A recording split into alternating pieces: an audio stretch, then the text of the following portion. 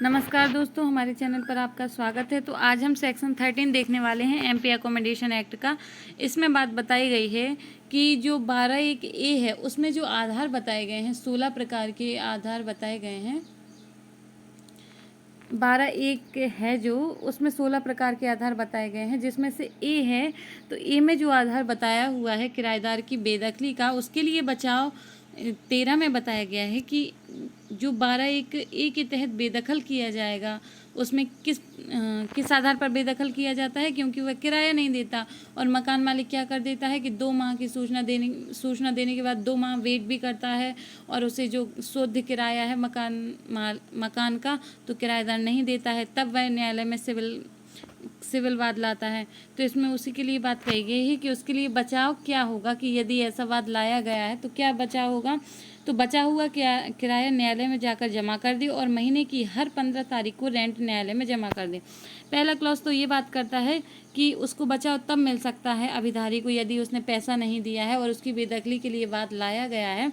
तो उसको पहला क्लॉज ये बताता है कि इसलिए बचाव मिल जाएगा यदि वो जो किराया बचा हुआ है, यदि न्यायालय एक मौका देगा कि न्यायालय में जमा कर दे, और न्यायालय में तो जमा कर ही दे।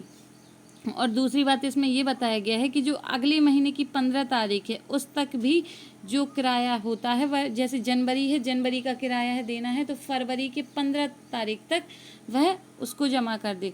पहली बात यह है कि न्यायालय में जाकर जमा कर दी जितना बचा हुआ किराया है, और दूसरी बात यह है कि जो अब आगे का किराया है उसे क्या किया जाएगा, अगले महीने की 15 तारीख तक न्यायालय में जमा किया जाएगा। अब दूसरा क्लॉज कहता है कि जहां रेंट में विवाद है, अब रेंट में यही विवाद है कि अंतरिम भाड़ा, मतलब रेंट ही में विवाद है कि कितना रेंट देना है, कितना किराया देना है, क्या कैसे है। तो उसमें क्या है कि न्यायालय एक अमाउंट फिक्स कर देगा कि ये वाला किराया जो है, तुम किराएदार से कहेगा कि ये जो किराया है ये तुम मुझे न्यायालय में जमा करते जाओ, ठीक है। और न्यायालय ये भी बताएगा कि उसने ऐसा किराया जो है वो क्यों नियत किया है, क्यों फिक्स किया है। जहाँ रेंट में विवाद है तो न्यायालय अंतिम भाड़ा, उसको अंतरिम भाड़ा कहते हैं, कि जब तक डिसाइड नहीं हो जाता कि कितना भाड़ा देना है उस तब तक के लिए न्यायालय एक किराया डिसाइड कर देता है, फिक्स कर देता है, और वह यह भी बताता है कि उसने ऐसा डिसाइड क्यों किया है। अब जो थर्ड क्लॉज है वो ये बात करता है, अगर ये विवाद है कि रेंट किसे देना है तो कह सकेगा कि न्यायालय में जमा कर दे, और यदि न्यायालय का समाधान हो जाता है तो ही।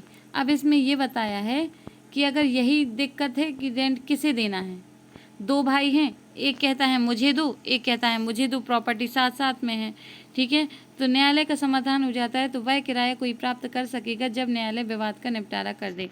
इसमें ये बात है कि अगर जो किराएदार है उसे यही नहीं पता चल रहा है कि ए को देना है पैसा या बी को, तो वो नहीं देगा, तो क्या करेगा, तो वो न्यायालय में जमा कर देगा। न्यायालय करेगा कि तुम यहाँ पर न्यायालय में जमा कर दो, और न्यायालय के सामने वो व्यक्ति आएंगे जिसका उस प्रॉपर्टी पर हक है, तो आवेदन करेंगे कि आपके पास जो किराया आया है वो मेरी प्रॉपर्टी का है, कृपया करके मुझे दे दीजिए, न्यायालय से कहेंगे। तो मकान मालिक ऐसे भूस्वामी को चेक करेगा कि क्या वाकई में वो ऐसे पैसा रखने का हकदार है, और यदि न्यायालय का समाधान हो जाता है तो जो किराया उसे किराएदार से प्राप्त हुआ था न्यायालय को, वो क्या करेगा, वह उस व्यक्ति को, उस भूस्वामी को वो किराया दे देगा, ठीक है। अगला क्लॉज देखते हैं कि यदि न्यायालय का समाधान हो जाता है कि 3 के तहत अभिधारी द्वारा मिथ्या या तुच्छ कारणों से उठाया गया है तो न्यायालय ऐसी प्रतिरक्षा काट देगा अभिधारी की।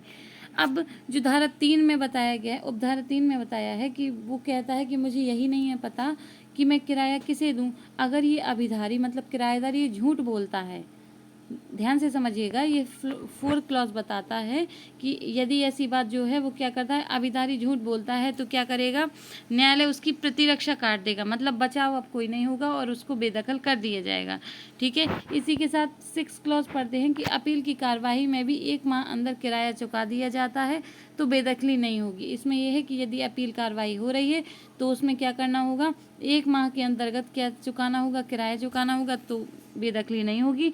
व्यतिक्रम पर प्रतिरक्षा काट सकेगा अभिधारी की, मतलब यदि व्यतिक्रम करता है, फिर से व्यतिक्रम करता है किराएदार, तो फिर से उसकी प्रतिरक्षा काट दी जाएगी, ठीक है। अब ये 5th क्लॉज जो कहता है कि यदि 1 और 2 के तहत न्यायालय में पैसे जमा कर दे तो उसे फ़ायदा मिलेगा,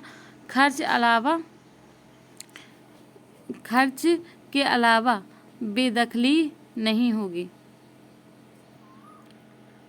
इसमें ये बताया गया है कि जो सब क्लॉज 1 और 2 हमने देखे हैं कि न्यायालय में जाकर जमा कर दे और 15 तारीख तक देता रहे, और ऐसे रेंट में विवाद है तो अंतरिम भाड़ा नियत कर दिया जाता है। तो मतलब कैसे भी करके इन दोनों के तहत, ये जो 2 क्लॉज बताए गए हैं, इन दोनों के तहत यदि न्यायालय में पैसा आ जाता है तो उसे फ़ायदा मिलेगा। ठीक है, फ़ायदा ऐसा मिलेगा कि अब बेदखली नहीं होगी। अगर ये किराएदार जो है वो पैसा जमा कर देता है, ये 1 और 2 के तहत तरीके से पैसा जमा करता रहता है, तो उसे फ़ायदा मिल जाएगा, किराएदार को फ़ायदा मिल जाएगा। और जो खर्च हुआ है, जो मकान मालिक का खर्च हुआ है आवेदन वगैरह करने में, वो बस खर्च और बढ़ा दिए जाएंगे, बाकी उसे फ़ायदा मिलेगा। तो आई होप फिर से देखते हैं जल्दी जल्दी से। पहला क्लॉज कहता है कि यदि ड्यू हो जाता है किराया तो कब तक देना होगा, तो उसके लिए बेदखली का वाद लाया जाता है। तो न्यायालय कहेगा कि पूरा जितना बचा हुआ किराया है वो पूरा जमा कर दो न्यायालय में, और अगले महीने की 15 तारीख तक अब जो किराया होगा वो अगले महीने की 15 तारीख तक न्यायालय में जमा करते रहना। दूसरा क्लॉज कहता है जहाँ पर रेंट फिक्स नहीं है कि कितना रेंट देना है, तो वहाँ न्यायालय अंतरिम भाड़ा नियत कर देगा और बताएगा कि तुम्हें इतना पैसा देना है, और ये भी बताएगा उसने ऐसा पैसा क्यों रखा है। अगला बताता है कि ये अगर ये विवाद है कि रेंट किसे देना है, अगर यही विवाद है कि ए भाई को देना है कि बी भाई को देना है, तो क्या कर सकता है, ऐसे में जाकर वो न्यायालय में जमा कर सकता है। न्यायालय बता देगा कि न्यायालय में जमा कर दो, और फिर न्यायालय में यदि कोई व्यक्ति आता है और भूस्वामी तौर पर कहता है मैं इस पैसे का हकदार हूँ, तो न्यायालय का यदि समाधान हो जाता है तो न्यायालय उस व्यक्ति को क्या कर देता है, पैसे दे देता है। ठीक है। अब चौथा बताता है कि यदि पता चलता है कि जो तीसरा वाला आधार है, मतलब ये जो कहा गया है कि मुझे पता नहीं था कि पैसे किसे देना है, अगर ये झूठ बोला है अभिधारी ने, तो न्यायालय क्या करेगा, उसकी अभिधारी की जो प्रतिरक्षा है वो काट देगा, मतलब उसे अब जो मकान है वो खाली ही करना पड़ेगा। और 6 में भी प्रतिरक्षा काटी जाती है। यदि अपील की कार्यवाही में भी 1 माह अंदर किराया चुका दिया है तो बेदखली नहीं होगी। मतलब यदि अपील की कार्यवाही में भी वो व्यतिक्रम करता है, 1 माह के अंतर्गत जो पैसा है वो नहीं चुकाता है, तो व्यतिक्रम पर प्रतिरक्षा काट दी जाएगी। और 5th क्लॉज कहता है कि यदि 1 और 2 के तहत न्यायालय में पैसा जमा कर दिया गया है तो उसका फ़ायदा किसे मिलेगा, अभिधारी को मिलेगा, मतलब उसकी बेदखली नहीं होगी। और खर्च अलावा बेदखली नहीं होगी, मतलब खर्च बस देने होंगे जो है अभिधारी को, क्योंकि उसका जो मकान मालिक है उसने बाद लगाया, परेशान हुआ, तो उसका प्रतिकर वगैरह न्यायालय ले सकता है, और इसके अतिरिक्त कुछ नहीं, और उसको बेदखल नहीं किया जाएगा। तो आई होप आपको समझ में आया होगा। आज के लिए सिर्फ इतना ही। Thank you, bye bye.